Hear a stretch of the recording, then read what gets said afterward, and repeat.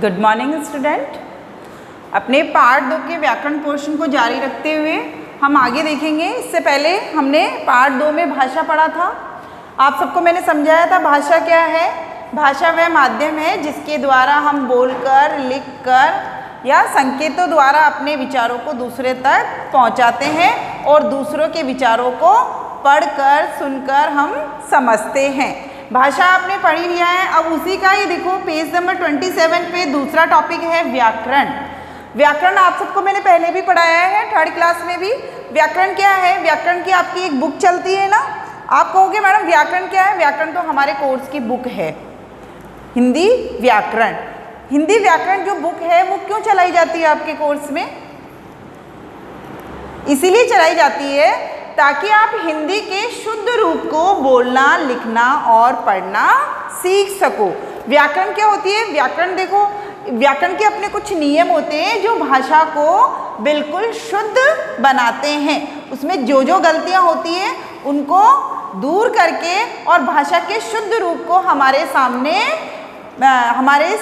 रखते हैं। देखो व्याकरण में परिभाषा देखेंगे। सबसे पहले हम व्याकरण की परिभाषा क्या है? सार्थक शब्दों एवं वाक्यों को बनाने के लिए कुछ नियमों की आवश्यकता होती है और उन्हीं नियमों का ज्ञान कराने वाले शास्त्र को व्याकरण कहते हैं। अब आप कहोगे मैडम कौन से नियम, कौन से रूल्स होते हैं जो हमें पता नहीं है? तो देखो ये सब मैं आपको बताऊंगी। ये एग्जाम्पल जो मैंने लिख रखे हैं ना, व्याकरण का महत्व, तो व्याकरण के महत्व में आपको ये सारा समझ में आ जाएगा कि क्या क्या नियम होते हैं। देखो परिभाषा को एक बार फिर से देखेंगे। सार्थक शब्दों एवं वाक्यों को बनाने के लिए, सार्थक मतलब जिसका कोई अर्थ निकले।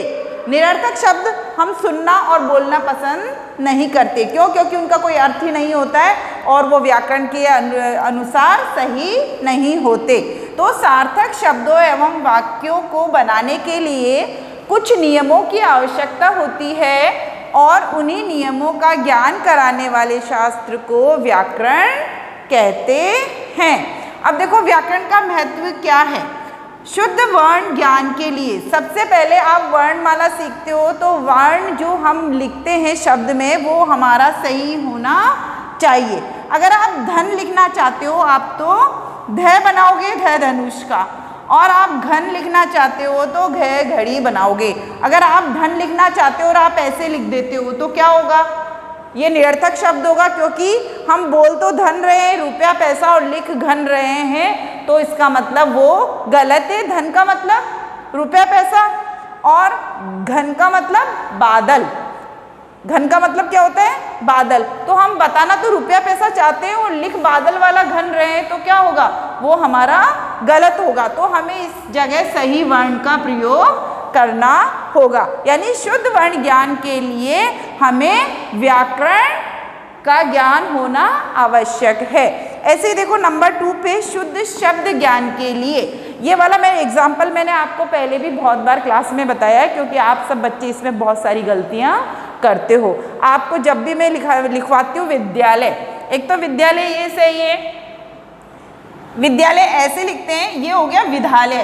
क्या हो गया? ये विद्यालय। तो आप सब ऐसे लिख देते हो, तभी मैं आपको समझाती हूँ कि विद्यालय या तो ऐसे लिखो या फिर आप, एक और मैंने आपको तरीका बताया था, आप सब ऐसे लिखने के चक्कर में ऐसे जो सही वाला होता है उसको तो नहीं लिखते हो, ये सही है, और आप ऐसे लिख देते हो, ये क्या होता है? गलत होता है। क्या होता है? ये गलत। हम स्कूल की बात कर रहे हैं तो विद्यालय ये भी सही है और वो भी सही है, ये हमारा गलत है। तो इस प्रकार हम शुद्ध शब्द लिखेंगे। अगर हम स्कूल की बात कर रहे हैं तो हम विद्यालय ऐसे और ऐसे लिखेंगे। अगर हम ऐसे लिखते हैं तो वो क्या होता है? गलत होता है। इसी तरह देखो 3rd नंबर पर वर्तनी ज्ञान के लिए। वर्तनी ज्ञान के लिए यानी हम कुछ ना कुछ मात्रा ऐसी गलत लगा देते हैं कि हम क्या बोलना चाहते हैं वो तो नहीं होता है और कुछ गलत अर्थ निकल जाता है। जैसे राम दूध बेचती है और राम दूध बेचता है। तो देखो इसमें 2 गलती है। एक तो लिंग संबंधी गलती है, क्योंकि राम लड़का है तो वो बेचती नहीं होगा, एक दूध की मात्रा गलत है। तो हमारा शुद्ध वाक्य क्या होगा? राम दूध बेचता है। ऐसे देखो ये वर्तनी संबंधी है गलती, दूध मात्रा गलत हो रही है ना, इसमें सही मात्रा है, इसमें गलत मात्रा है। ऐसे देखो शुद्ध वाक्य ज्ञान के लिए, वाक्य का ज्ञान भी हमें शुद्ध होना चाहिए। राम गाय घास खिलाई, राम गाय घास खिलाई, क्या ये सही वाक्य है? नहीं ना, सुनने में भी हमें बहुत अजीब सा लग रहा है क्योंकि ये गलत वाक्य है। राम ने गाय को घास खिलाई, ये कैसा लग रहा है सुनने में? सही लग रहा है ना, तो इसका मतलब ये हमारा शुद्ध वाक्य है। ऐसे देखो सही क्रम के लिए, पढ़ा रही है अध्यापिका, ये भी, इसमें भी सारे वर्ड है ना, पढ़ा भी है, रही भी है भी है, अध्यापिका भी है। एक दूसरा सेंटेंस हमारा ये है, अध्यापिका पढ़ा रही हैं।